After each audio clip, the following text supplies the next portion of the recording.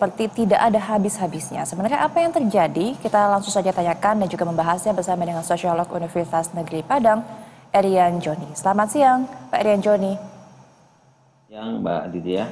Ya, Pak Erian, ini kita sudah sering sekali disuguhkan begitu dengan berita tawuran dari yang tanpa korban sampai dengan adanya korban jiwa. Ini tampaknya tidak ada henti-hentinya begitu, Pak. Sebenarnya apa motivasi para pelaku dalam menggelar aksi tawuran? Apakah ini sebuah bentuk ekspresi atau memang ada fenomena lain begitu?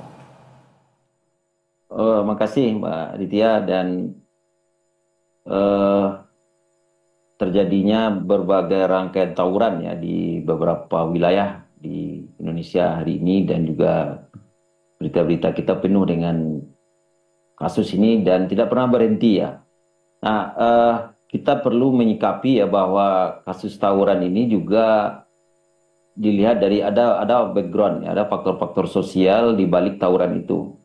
Di antaranya remaja kita mungkin selama ini terlalu membuat tidak ada semacam ruang pertemuan mereka atau ruang komunikasi mereka ya, sehingga dengan pola hidup yang individualisasi ya, kelompok-kelompok yang tidak saling mengenal itu, dia berubah menjadi seharusnya menjadi teman jadi lawan ya. Jadi tidak adanya ruang publik untuk mempertemukan mereka dalam hal-hal yang positif. Saya melihat itu. Misalnya lomba kendaraan bermotor, ajang-ajang yang sifatnya melibatkan remaja yang memiliki energi-energi positif ini ya. Nah, akhirnya mereka mengekspresikan dirinya kepada hal-hal yang salah itu.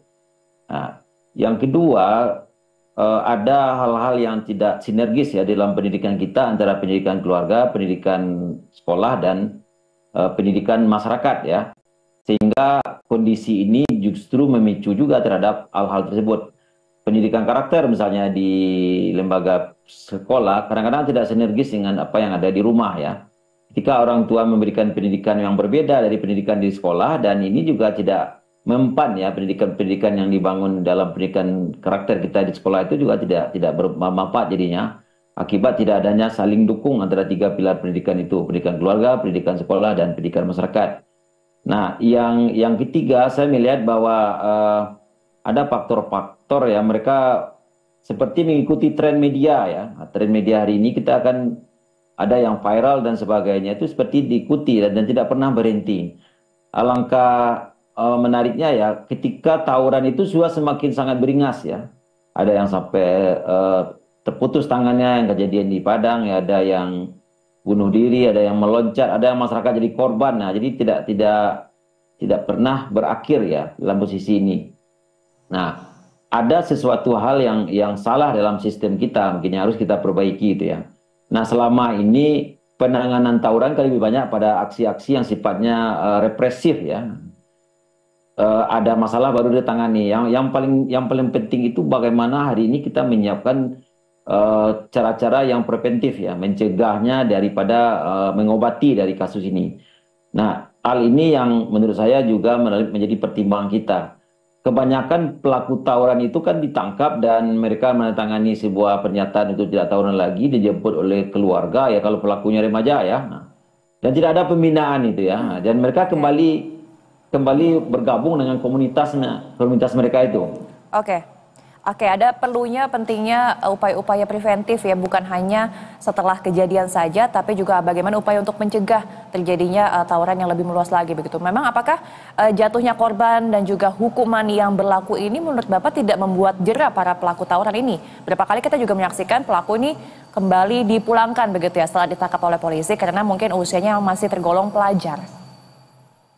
Iya, selagi pelaku tawuran itu tidak mendapat pembinaan ya, misalnya dikatakanlah semacam sebuah ruang atau wadah yang memberikan mereka pembinaan dan rehabilitasi dalam waktu yang bisa diatur dalam sistemnya ya. Saya rasa ini bisa mengurangi. Selagi tidak ada sistem yang sifatnya memberikan apa sama mereka, menyadarkan mereka, mengenalkan mereka pada hal-hal termasuk hukum ya, ketika mereka kembali ke komunitasnya mereka hilang gitu ya. Kan yang bertawuran ini ke komunitas, ada kelompok-kelompok gitu ya. Seperti yang saya bilang tadi, garis demarkasi antara warga itu kan sangat individual hari ini ya. Tidak ada lagi forum yang mempertemukan remaja itu, dan mereka sangat terikat dengan nilai-nilai kolektivitas dalam organisasi mereka, nilai-nilai ideologi yang mungkin ada dalam kelompok mereka itu yang menyebabkan mereka tidak, ketika mereka keluar dari ranah hukum atau ranah penyadaran dari polisi dan sebagainya dalam waktu yang singkat itu, ya mereka kembali lagi ya. Jadi saya rasa percuma saja itu ya kalau pelaku tidak mendapatkan semacam pendidikan ya, agar mereka itu sadar dengan tindakan mereka dan tidak mau melakukan hal-hal tersebut ya. Oke. Saya rasa ini akan hidup karena tawuran itu sifatnya kan ada yang regenerasi ya. Baik. Seperti saja dendam misalnya ya. Saling hujat di media sosial antar kelompok saja itu memicu tawuran ya. Karena ada wadah baru tempat mereka berperang ya secara ide-ide dan secara label dan sebagainya ya. Sifatnya justru juga mempercepat atau memberikan indikasi-indikasi baru terhadap terjadinya tawuran tersebut. Baik.